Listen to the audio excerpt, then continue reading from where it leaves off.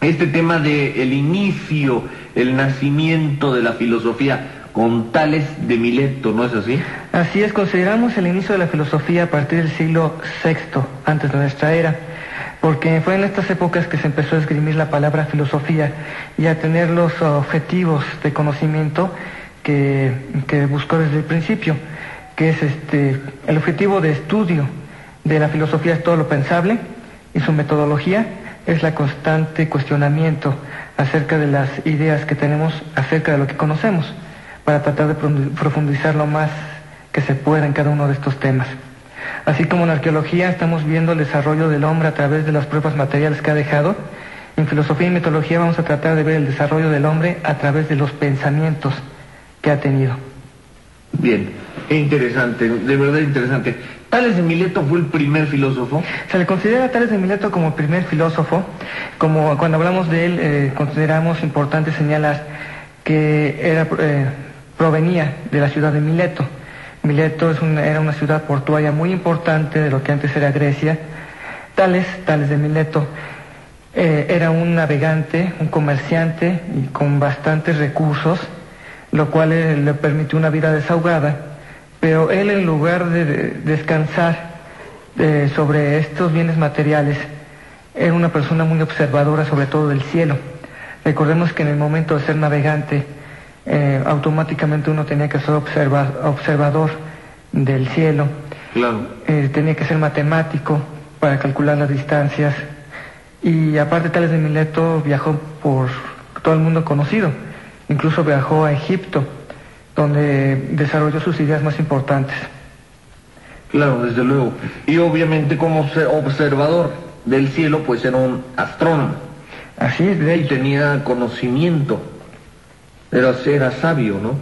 De hecho, él propuso la teoría euclidiana de los triángulos 3 siglos antes de que el propio Euclides propusiera esta fórmula, donde los ángulos de la base de un triángulo isósceles son demostrablemente iguales. Si agarramos un triángulo isósceles, que decir que tiene sus 3 ángulos iguales a 30 grados, un principio que debe cumplirse es que precisamente los 3 lados de este triángulo sean iguales. Ese es uno de los principios básicos para establecer áreas, y es uno de los principios básicos de las matemáticas. Se le atribuye este principio a Euclides, pero 3 siglos antes que él, Tales de Mileto, con los conocimientos que tenía de matemáticas, lo propuso ya en su momento. Bien, ahora, la palabra filosofía, ¿nos decías algo de esto? ¿Es de Tales de Mileto? No, la palabra filosofía exactamente no sabemos cuál fue su origen.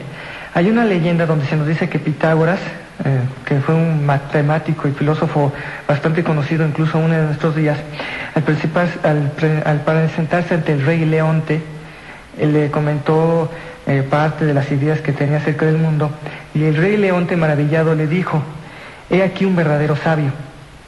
Pitágoras le contestó: «Señor, yo no soy ningún sabio, sino un amante de la sabiduría, o es decir, un filósofo». Para que hubiera filosofía, primero tuvieron que surgir filósofos. Aquí lo interesante es que, si bien confirmamos la leyenda de que Pitágoras escribió por primera vez la palabra, él vivió varios siglos después que el primer filósofo al que se le reconoce como tal, que fue Tales de Mileto. Pero, siguiendo este principio, primero se estructuraron las bases del pensamiento filosófico, y después podemos hablar de que se estableció la filosofía. Por eso se toma a Tales de Mileto como el primer filósofo, a pesar de que no existía esa palabra. Así es. Sí, o existía, tal vez, pero no se aplicaba, porque nos comentabas que era de filio, que sí, es filios, amor, y sofía, sabiduría. Así que un saludo a todas las Sofías, ya saben qué significa su nombre. Exactamente. Muy bien. Bien, entonces, partimos de Tales de Mileto, porque ya tenía establecida, llamémosle la técnica o la estructura de lo que se conoce como filosofía. Sí, porque él, aparte de interesarse por las que serían ciencias ciertas, de alguna manera, las matemáticas y la física, también le interesaba la naturaleza y sus procesos. Por eso se le considera uno de los primeros filósofos de la naturaleza. Uh-huh. Es decir, él trató de buscar el origen y la esencia de los elementos que nos rodean. El origen y la esencia. A ver, son dos cosas distintas, origen y esencia de las cosas que nos rodean. Pero toda esencia guarda algo de su origen. Pronto vamos a ver que muchos filósofos propusieron que desde los seres humanos hasta las instituciones políticas nacíamos con el defecto que nos iba a terminar, o que nos iba a declinar, o que nos iba a fallecer. Por ejemplo, poniendo un ejemplo bastante contemporáneo y bastante geográfico, se puede decir que un instituto como el PRI nació con el defecto que lo iba a matar, que es su excesiva dependencia al Ejecutivo. Recientemente se ha sabido que, a excepción obviamente de las personas que mueren por accidente violento, todos nosotros llevamos un gen que es como un relojito. Ese gen determina cuántos años vamos a vivir. Cuando le llega la información al gen de que ese tiempo se ha cumplido, es el gen P52, manda instrucciones para que el cuerpo empiece a apagarse, empiece a suceder una muerte celular. Y dependiendo de las características determinadas por el resto del genoma humano, podemos fallecer o por cáncer, o por alguna enfermedad cardíaca, etc. Esos son conocimientos y observaciones contemporáneas. Pero muchos filósofos, viendo que en el origen se podía establecer la esencia de todas las cosas, mediante un cuestionamiento continuo acerca de lo que observaban, trataban de llegar hacia él. Bien. De tal forma, Tales de Mileto, que fue un extraordinario navegante, estableció, después de observar los tres estados líquidos, los tres estados de la materia, los tres estados de la materia, líquido, el sólido y gaseoso, sacó por conclusión que la esencia y origen de todas las cosas para él era el agua. Y de hecho, quizás no estaba muy equivocado. Pues no estaba equivocado.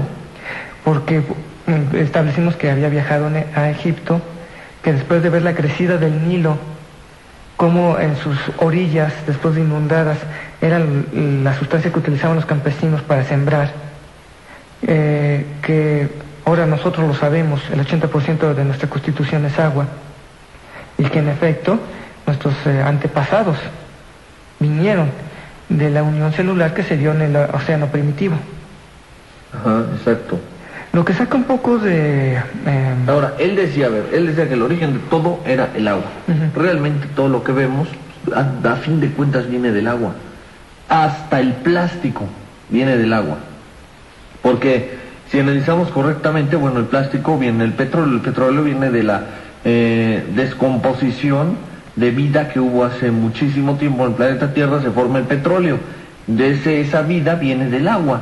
A fin de cuentas, un disco de plástico, cualquier ropa, cualquier cosa que tenga plástico, viene del agua también. Además que si consideramos que un ser humano abandonado en el desierto puede durar algunas semanas sin comer, pero sin tomar agua puede morir incluso en horas. Sí. Todos esos pensamientos hicieron declarar a Tales de Mileto que probablemente el origen, la esencia de todas las cosas era el agua. Lo que saca un poco de balance a los estudiosos es que también Tales de Mileto poco después dijo que todo estaba lleno de dioses. Recordemos que en el momento histórico de que se dieron todos estos pensamientos, la forma en que la sociedad griega explicaba su mundo era a través de la mitología, tal como la conocemos principalmente por las obras de Homero, la Ilíada y la Odisea, donde dioses con características bastante humanas, con debilidades, sentimientos, características muy humanas, peleaban, se unían o tenían alianzas, y mediante esas actitudes era como se forjaba la historia del mundo. Un evento tan importante como fue la guerra contra Troya, ellos lo explicaban a través del comportamiento y de las alianzas que hacían los dioses con los héroes. Entonces, esta declaración de Tales de que todo estaba lleno de dioses era como un paso para atrás, porque ya no estaba haciendo un ejercicio mental por explicarse los procesos de la naturaleza, sino que otra vez estaba afiliando a la línea oficial.